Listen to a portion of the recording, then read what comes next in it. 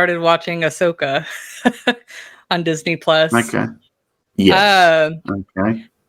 And I will say, at least so far, hopefully I don't eat my words from this, but so far it definitely seems a lot better than like Obi-Wan and oh man, there's one other Star Wars series that is kind of weaker. But with Ahsoka, they definitely made it very much her own show. And the storyline, it's like, yeah, there's some fanfare because of course it's a Star Wars series. Like they have to have like some like fan catering, but I feel like even if you're just watching the series for the sake of it being something to watch, like you can definitely get enjoyment out of it because the storyline surrounding this particular series is strong enough that very much holds out on its own. Because Anakin's, he was her master until he turned evil. So there's a lot of like weird dynamic on where it's like she's a Jedi, but it's like her former master ended up, turning evil. And this takes place after like, I'm not going to go that because I'm not strong enough in Star Wars to say timelines. But the point is, it's like she's an adult and she's on her own acting as like a rogue Jedi. And a lot of the stuff comes up on like, well, is she actually does she actually fall within like the good Jedi? But whenever she has this vision about Anakin, it's so cool because he ends up having a lightsaber battle with her and he flashes back and forth between Anakin and Darth Vader. And me and my husband were like, "Oh, this is so cool!"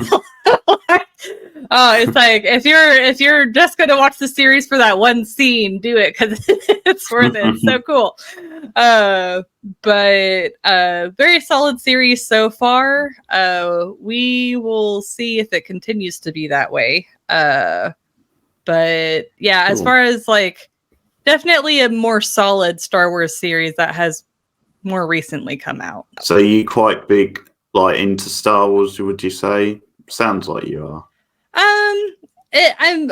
It's like I've been watching the Star Wars series because my husband is a little bit more into it because he played he likes to play like D&D and Pathfinders, and there was a tabletop version of Star Wars, and so he got to learn about a lot of the lore and canon and stuff like that. So he has a little bit deeper knowledge. So whenever he watches these TV shows, he's like, oh, they added that, or they are like showcasing this. And so it's like I watch it because of him, but it's like I do get enjoyment out of watching them. Positive things about it, like it does sound like maybe one of the better ones of those shows, like.